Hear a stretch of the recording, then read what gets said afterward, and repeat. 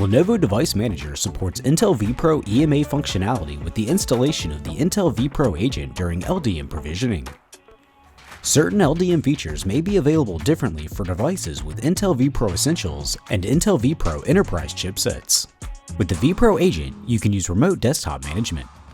IT admins can connect to an eligible end user's device from the Device Management Devices page and selecting Remote Management and then Remote Desktop in the device tray.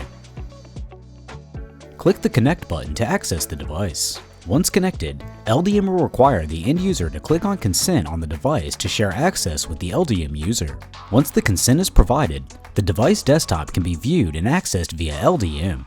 LDM users can perform the following operations: view all desktop displays available on the connected device, modify the scale of the desktop image seen on LDM, adjust the remote desktop image quality, rotate the image, access Ctrl-Alt-Delete on the end device, and increase desktop image to full screen on LDM.